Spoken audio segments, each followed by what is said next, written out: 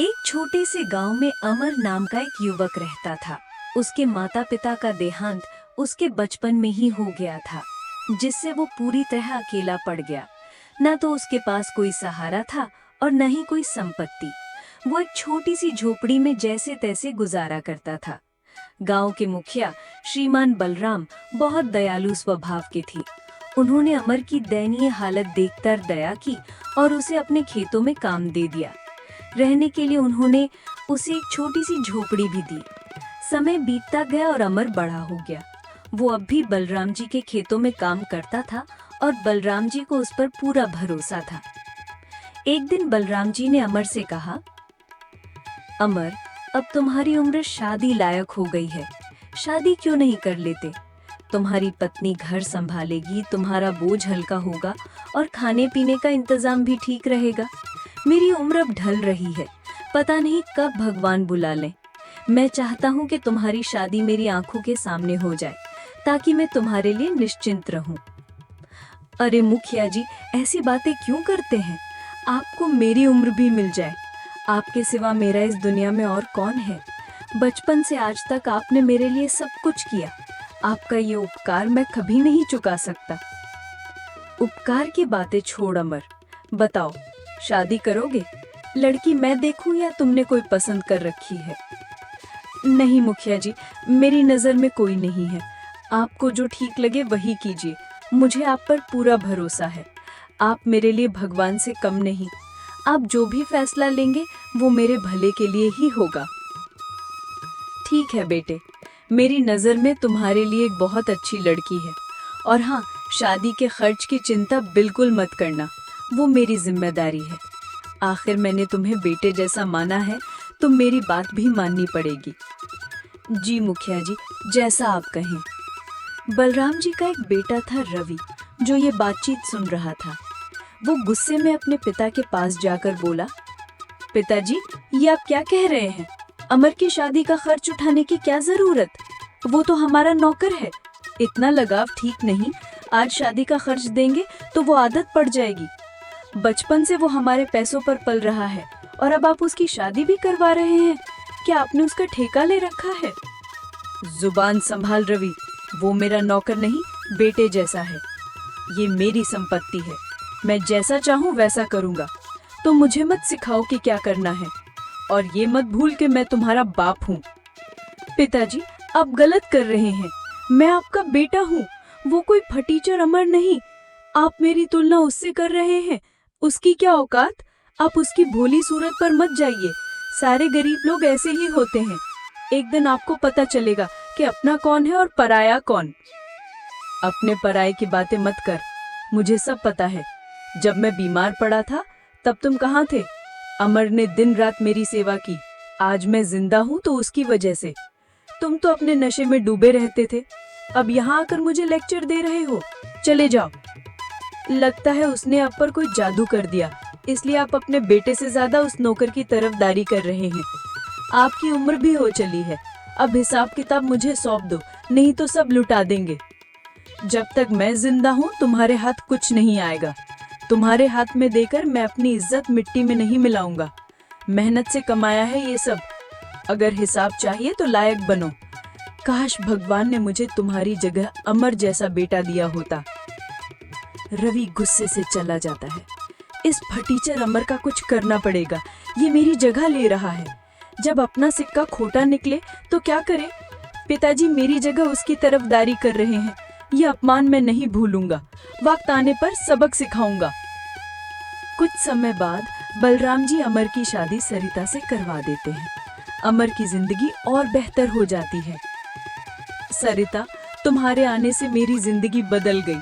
पहले मैं सारे काम खुद करता था, खाना बनाना, कपड़े धोना। अब तुम सब संभाल लेती हो। मेरा अकेलापन भी दूर हो गया। माता पिता बचपन में चले गए, लेकिन मुखिया जी ने मुझे सहारा दिया। उनका उपकार मैं कभी नहीं चुका सकता। तुम मुझे मिली हो तो उनकी वजह से।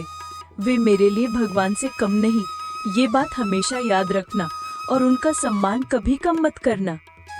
जी, आप बिल्कुल ठीक कहते हैं। बलराम चाचा बहुत नेक दिल इंसान है। कुछ दिन बाद रवि अपने पिता से कहता है, पिताजी, मुझे 10,000 रुपए चाहिए। किस लिए? वो मैं नहीं बताऊंगा, बस पैसे दे दीजिए। समझ गया, अपनी नशे की लत और जुए के लिए चाहिए। अभी वक्त है, सुधर जाओ। इन आदतों में सिर्फ बर्बादी है।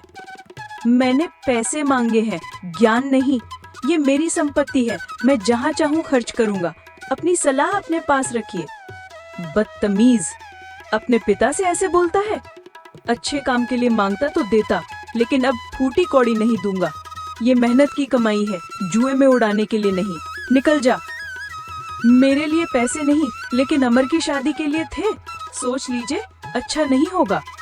अपने बाप को धमकी देता है। तुमने आज तक फूटी कौड़ी नहीं कमाई, मैंने तुम्हें हर सुख दिया। शायद यही मेरी गलती थी। निकल जा। रवि गुस्से से चला जाता है। अमर बलराम जी को परेशान देखकर पूछता है, मालिक, क्या हुआ? आप परेशान लग रहे हैं। क्या बताऊं अमर, रवि ने मुझे बहुत परेशान कर रखा है।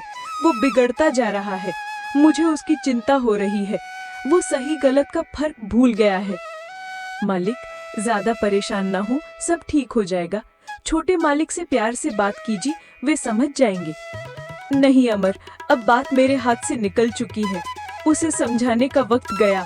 मुझे कोई सख्त कदम उठाना पड़ेगा।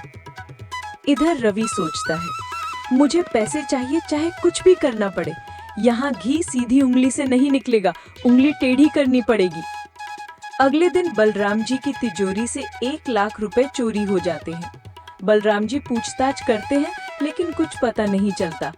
रवि कहता है, पिताजी, अब परेशान क्यों हैं? चोर और कौन? अमर ही है। ये तुम क्या कह रहे हो? मुझे अमर पर पूरा भरोसा है, वो ऐसा नहीं कर सकता। आपने उस पर भरोसा करके गलती की। वो आपके लायक नहीं, चोरी उसी ने की। तिजोरी की चाबी तो आप उसे देते थे। अमर वहां आता है। क्या हुआ मालिक? रवि चिल्लाता है, चोरी की है तूने, भोले मत बन, सच बता, पैसे कहाँ हैं? अमर दुखी होकर कहता है, मैंने कुछ नहीं किया। बलराम जी कहते हैं, बस रवि, अब और नहीं। मुझे अमर पर तुमसे ज्यादा भरोसा है। वो गरीब है, लेकिन उसकी ईमानदारी तुमसे कहीं बड़ी है। आप अपने बेटे का अपमान कर रहे हैं। इसके घर की तलाशी लीजिए। मुझे लगता है तूने ही चोरी की, क्योंकि मैंने तुझे पैसे नहीं दिए। आप अपने बेटे पर इल्जाम लगा रहे हैं। ठीक है, मेरे कमरे की तलाशी लीजिए, लेकिन फिर अमर के घर की भी तलाशी हो।